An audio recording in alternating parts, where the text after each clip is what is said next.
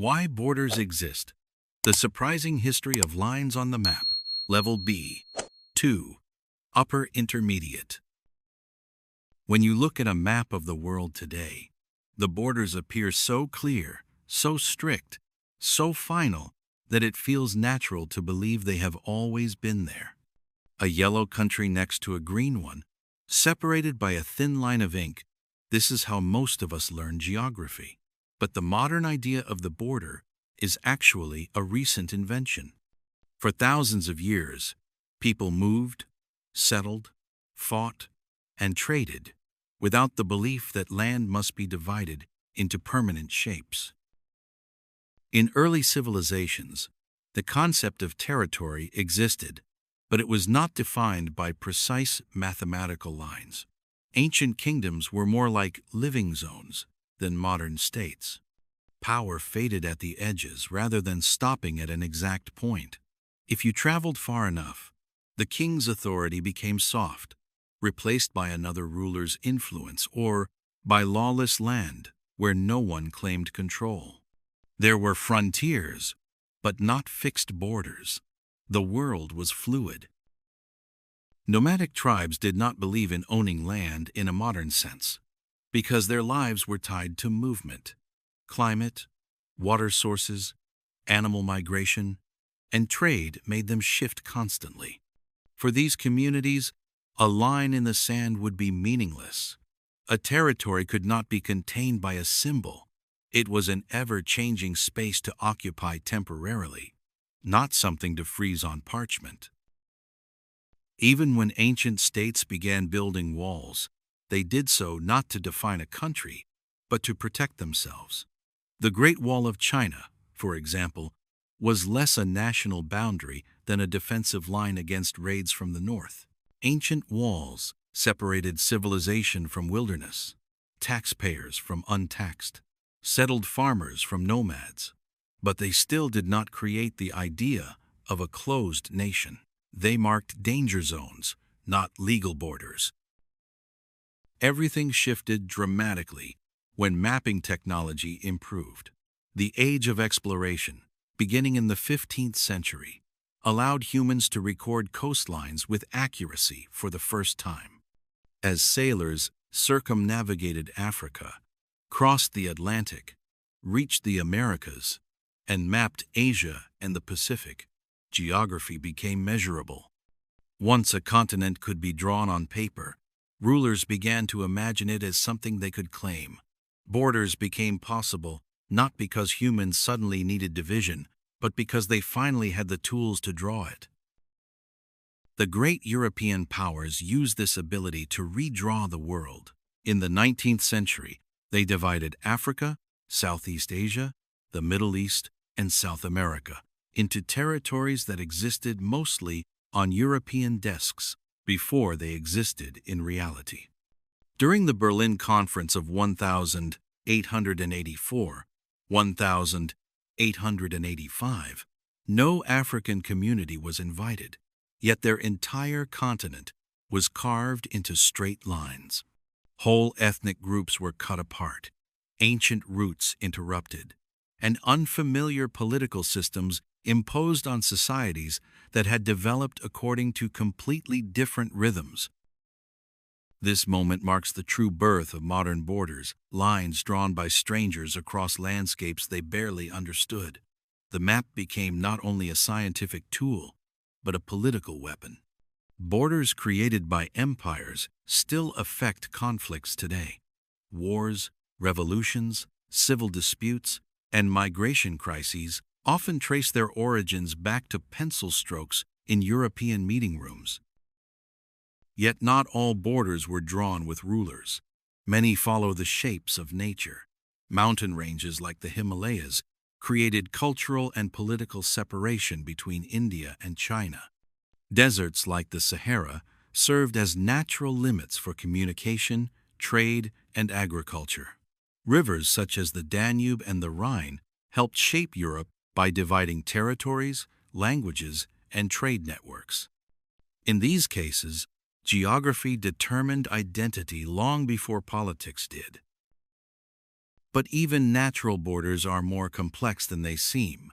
Rivers change course, coastlines erode, mountain passes open with new technology. Nature refuses permanence. The line that divides a state can shift with climate, disaster, or time, reminding us that political maps are ultimately fragile. Religion and culture also shaped belonging before borders became legal and administrative. Medieval Europe was not divided primarily by national lines, but by Christian identity. The Islamic world was linked across continents through belief rather than land ownership. In Asia, Confucian, Buddhist, and Hindu spheres defined communities more strongly than geography. A person belonged to a world view, not to a polygon drawn on a map. As modern states emerged in the 18th and 19th centuries, the border evolved from a loose frontier to a legal barrier. It became not only a defense line but a system for deciding who could enter, who could leave, who could trade, who could vote, and who belonged. Passports, customs, immigration, and military checkpoints turned abstract lines into physical realities. The transformation of identity followed. People began to see themselves as citizens of France, Japan, Brazil, or Russia, rather than just Christian, Muslim, merchant, warrior, or farmer. The border demanded loyalty and defined belonging. It created foreigners, a concept that barely existed in tribal or early imperial worlds. By the 20th century, borders became stricter than ever. The age of nationalism taught people that land represented language, culture, and blood. Wars were fought not simply for control, but for symbolic shape. The border became emotional. It was no longer just a line, it was pride, heritage, memory, and identity. World War I and II redrew the world again, leaving millions displaced and rewriting lines across Europe, Asia, and the Middle East. The creation of new states, the collapse of empires, and the birth of the United Nations gave borders the legal force they hold today.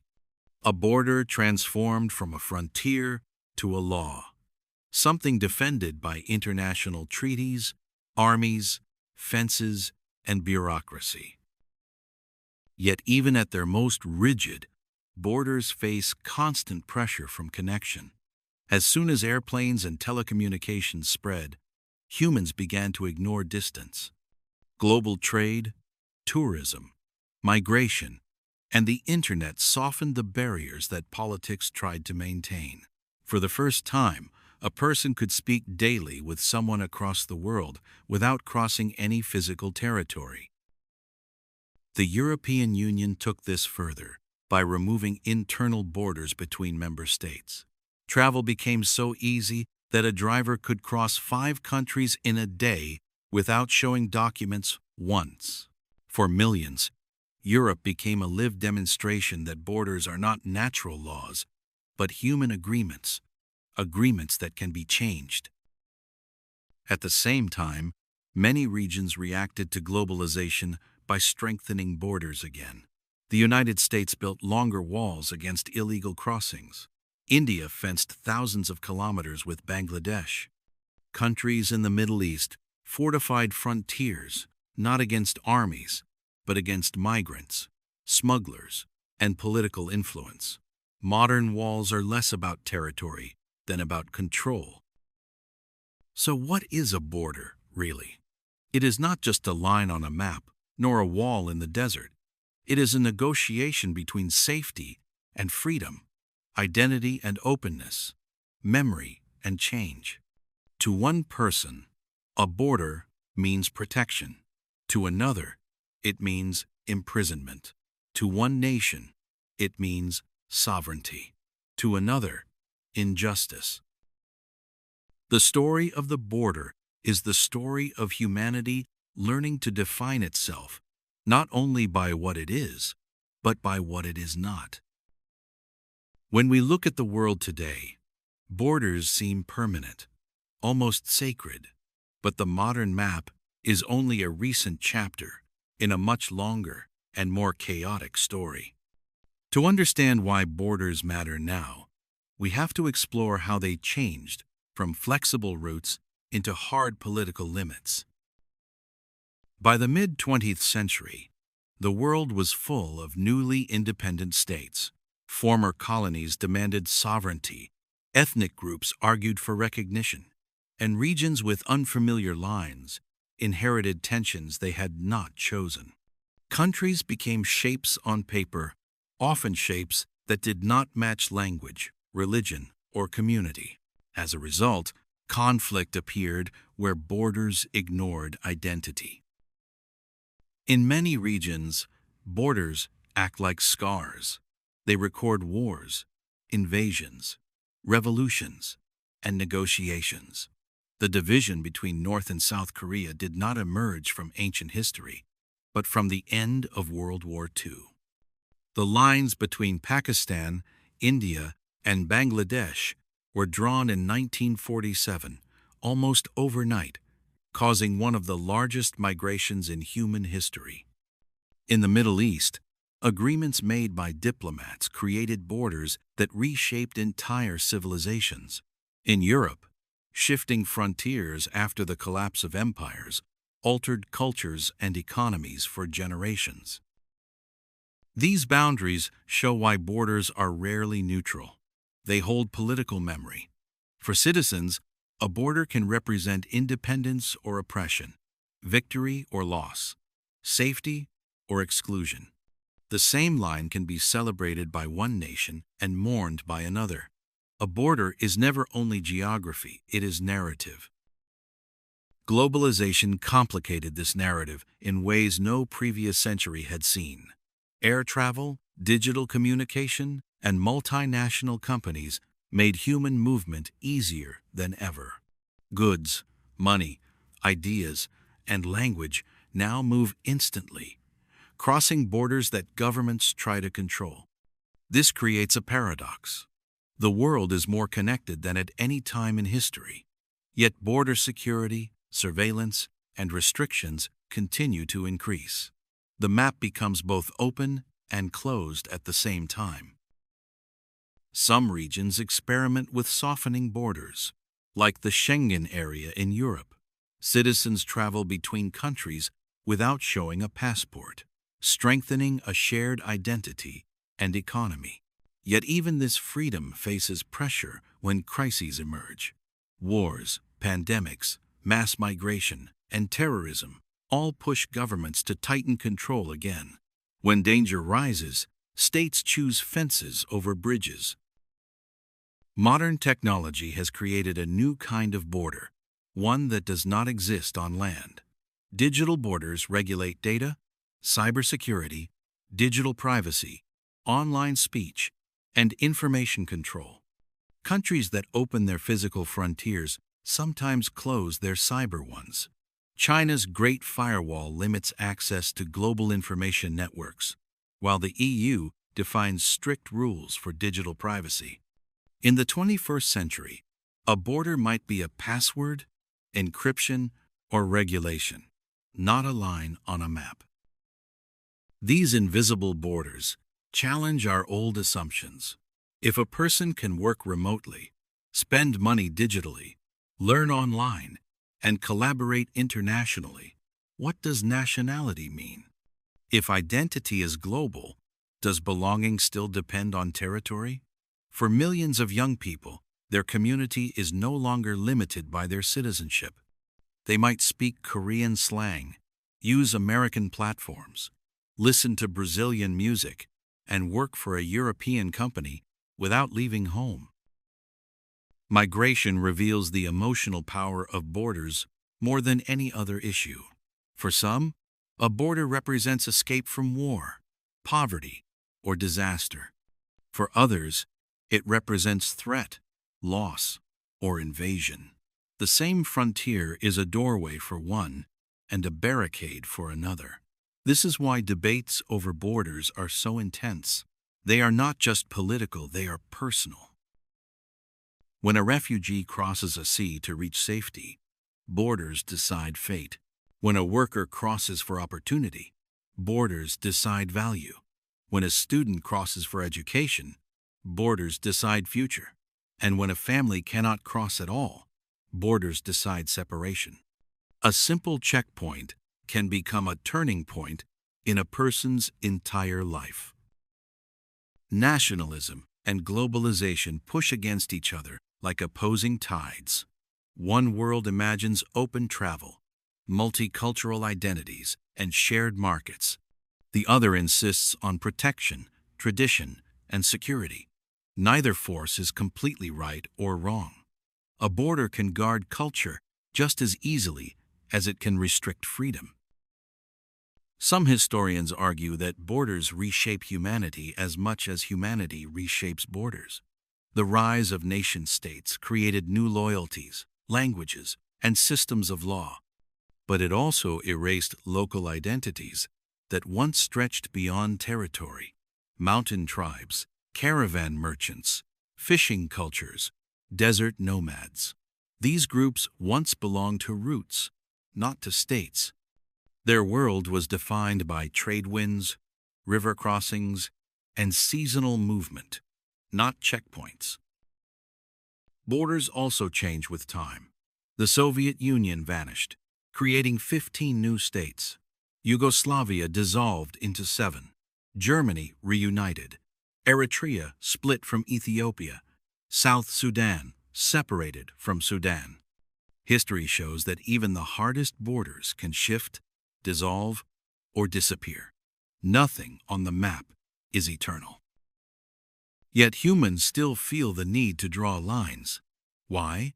Because borders provide order in a world that is constantly changing.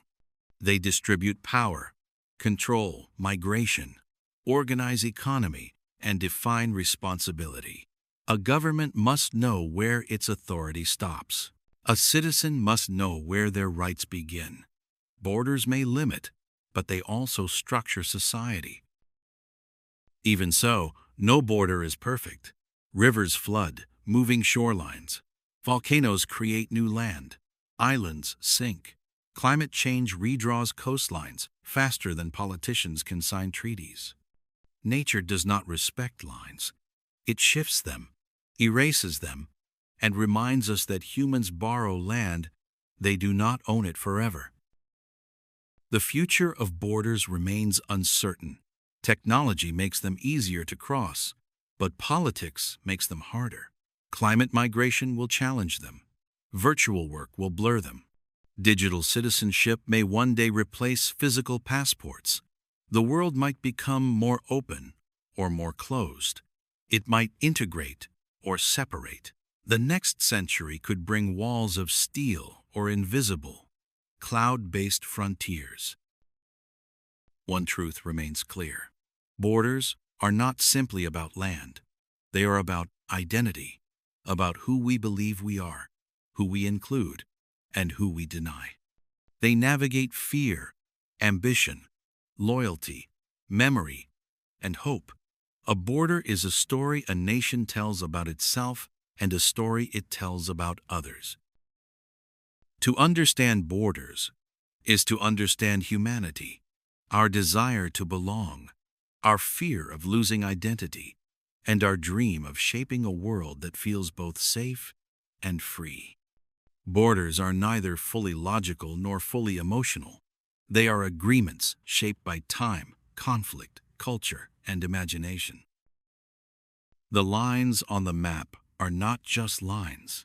They are histories compressed into symbols, choices frozen into geometry. They tell us where wars ended, where empires collapsed, where languages settled, where beliefs divided, and where dreams began. They remind us that no line is truly final, but every line changes someone's life. The world we inherit is a patchwork of decisions made by sailors, kings, rebels, geographers, diplomats, and strangers with pencils. Some lines protected peace, others provoked violence. Some united, others divided. But all of them shape the world we walk through today. In the end, a border is not simply a mark between two lands. It is a living idea, one that defines how humans share the earth, how they move across it, and how they imagine their place within it. And like all ideas, it will continue to evolve long after the map changes again.